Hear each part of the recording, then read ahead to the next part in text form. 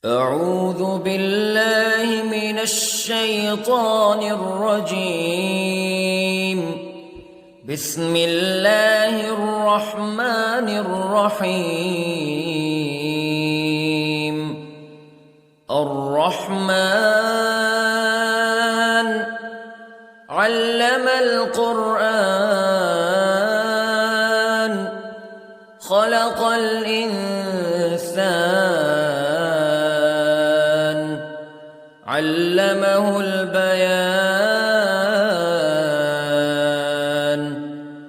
الشمس والقمر بحسبان والنجم والشجر يسجدان والسماء رفعها ووضع الميزان ألا تطغوا في الميزان وأقيموا الوزن بالقسط ولا تخسروا الميزان. والأرض وضعها للأنام فيها فاكهة والنخل ذات الأكمام والحب ذو العصف والريحان فبأي آلاء ربكما تكذبان. خلق الإنسان من صلصال كالفخار وخلق الجان من مارج من نار فبأي آلاء ربكما تكذبان. رب المشرقين ورب المغربين فبأي آلاء ربكما تكذبان. مرج البحرين يلتقيان بينهما برزخ لا يبغيان فبأي آلاء ربكما تكذبان. يخرج منهما اللؤلؤ والمرجان فبأي آلاء ربكما تكذبان. وله الجوار المنشآت في البحر كالأعلام فبأي آلاء ربكما تكذبان. كل من عليها فان ويبقى وجه ربك ذو الجلال والإكرام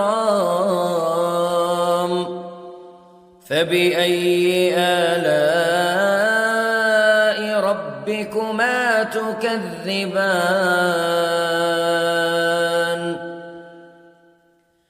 يسأله من في السماوات والأرض كل يوم هو في شأن فبأي آلاء ربكما تكذبان. سنفرغ لكم أيها الثقلان فبأي آلاء ربكما تكذبان.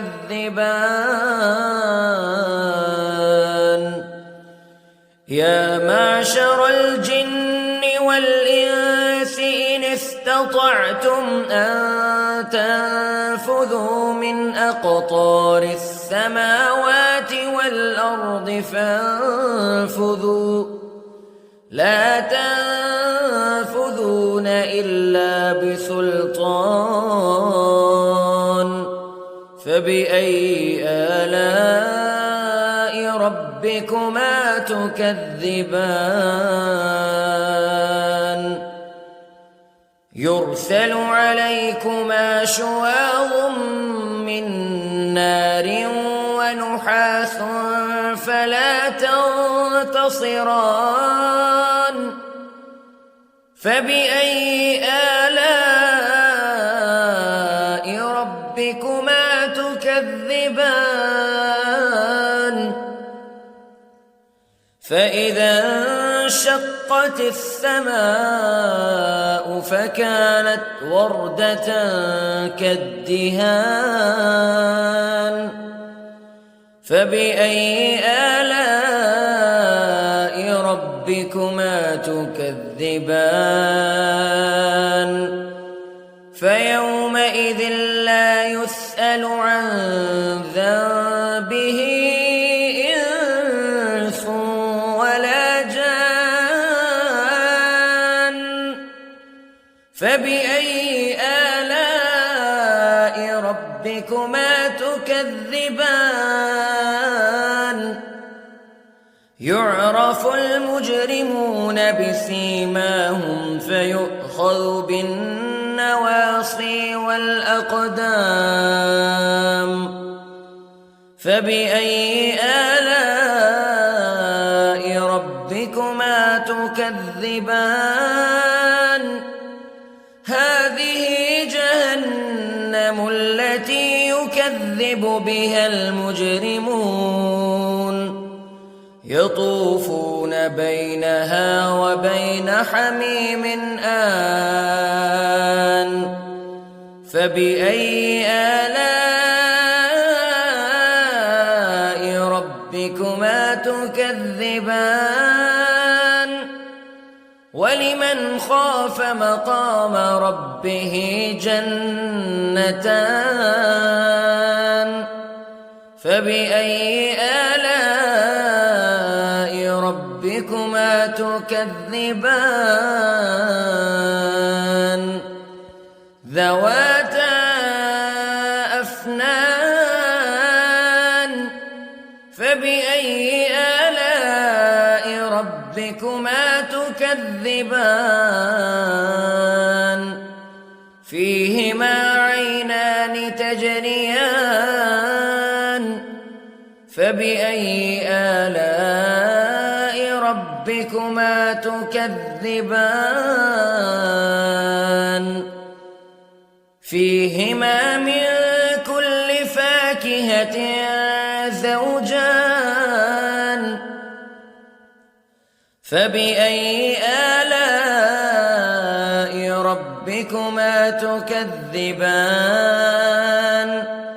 متكئين على فرش بطائنها من استبرق وجنى الجنتين دان فبأي آلاء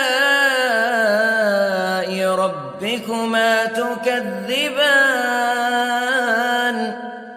فيهن قاصرات الطرف لم يطمثهن إنس قبلهم ولا جان فبأي آلاء ربكما تكذبان كأنهن الياقوت والمرجان فبأي آلاء ربكما تكذبان هل جزاء الإحسان إلا الإحسان فبأي آلاء ربكما تكذبان ومن دونهما جنتان فبأي آلاء ربكما تكذبان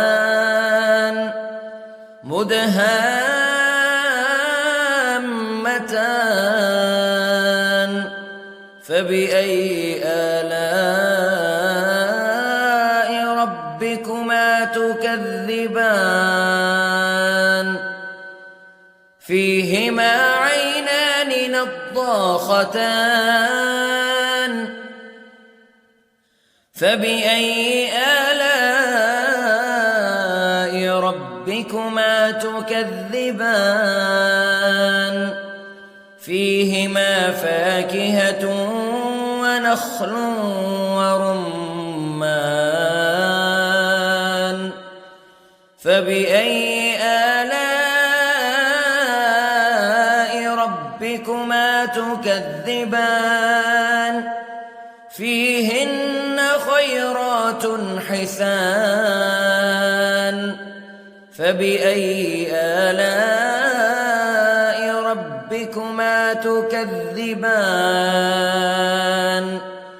حور مقصورات في الخيام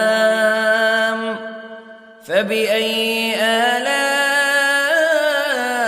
ربكما تكذبان لم يطمثهن إنس قبلهم ولا جان فبأي آلاء ربكما تكذبان متكئين على رفرف خضر وعبقري حسان فبأي آلاء ربكما تكذبان تبارك اسم ربك ذي الجلال والإكرام